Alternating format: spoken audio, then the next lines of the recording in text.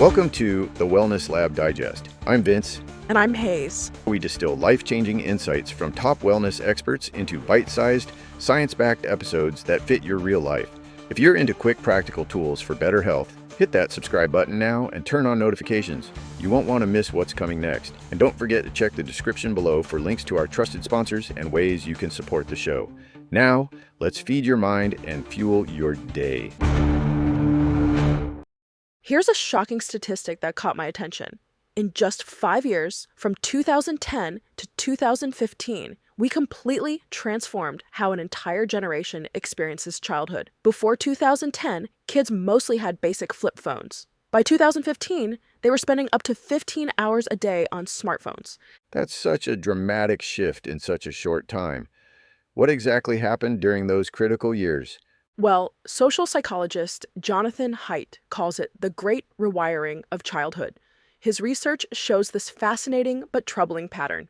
Teen mental health was actually pretty stable from the late 90s through 2010. Then, around 2012, it's like someone flipped a switch. What kind of changes are we talking about specifically? The data shows dramatic spikes in anxiety, depression, and self-harm, especially among teenage girls. And here's what's really striking. This wasn't just happening in the US. Similar patterns emerged simultaneously in Canada, Australia, the UK, and across Europe. You know, it's interesting you mentioned that timing, because that's right when social media really took off with teenagers, right? Exactly. And Haidt points out this crucial distinction. Early social platforms like Friendster and MySpace were relatively harmless because you could only access them from a computer for a couple hours a day. But between 2010 and 2015, we got front-facing cameras, Instagram, and high-speed mobile internet. Suddenly, kids were online almost constantly. That must have some pretty serious effects on developing brains. Oh, absolutely. And that's where Haidt's research gets really interesting. He identifies 4 specific harms from what he calls the phone-based childhood. First, there's social deprivation.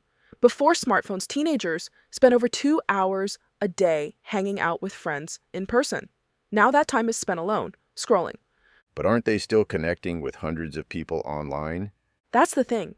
Those surface-level online interactions don't provide the same developmental benefits as face-to-face relationships. We evolved for intense, small group connections. When kids are constantly trying to manage their online presence, like a brand, they're not developing real social bonds. So what are the other 3 harms? The second is attention fragmentation. Kids are developing what Haidt calls quick dopamine brains from constant stimulation. Think about it. If you're waiting for an elevator, phone comes out. Sitting on the toilet, phone comes out. Every spare moment is filled with content consumption. Oh, wow. And I imagine that makes it really hard to focus on anything that requires sustained attention. Exactly. The third harm is sleep deprivation. Screen use before bed is strongly correlated with poor sleep quality, which creates this vicious cycle of irritability, anxiety, and more screen use to cope. And let me guess, the 4th harm has something to do with addiction? You got it. These apps are literally designed like slot machines to keep users hooked. Haidt shares this heartbreaking story about his 6-year-old daughter begging him to take away her iPad because she couldn't stop using it herself. That's pretty disturbing when you think about it. A 6-year-old already recognizing she's addicted but unable to control herself. And here's what makes this whole situation even more complex. This technological shift happened alongside another major change in childhood that Haidt calls the tragedy in 2 acts. What do you mean by that? Well, in Act 1, the 1990s, we lost what Haidt calls the play-based childhood.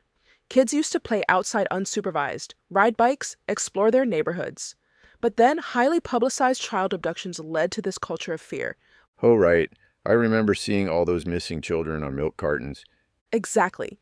Even though stranger abductions were incredibly rare, parents started keeping their kids inside. And guess what was waiting for them indoors? Computers, and eventually smartphones.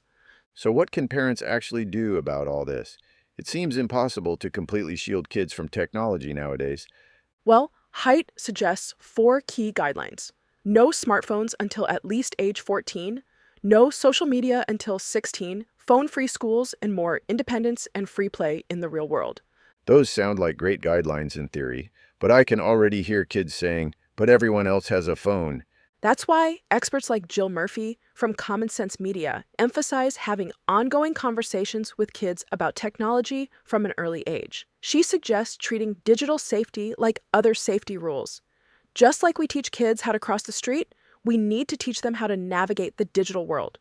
What specific strategies does she recommend? She emphasizes creating family media agreements and paying attention to how different technologies affect your specific child. Some kids might be more susceptible to anxiety or addiction based on family history. Rather than just banning devices, help kids recognize when technology is negatively affecting them. That makes a lot of sense. Empowering kids to be thoughtful about their own technology use rather than just imposing restrictions. Exactly. And you know what's really interesting? The research shows that when schools implement phone-free policies, test scores actually improve and social interactions increase. It's like giving kids permission to be present in the real world again. So there's hope for turning this around. Yes, but it requires collective action. Individual parents can't solve this alone. We need widespread cultural change around how we think about kids and technology. The phone-based childhood may be our current reality, but it doesn't have to be our future.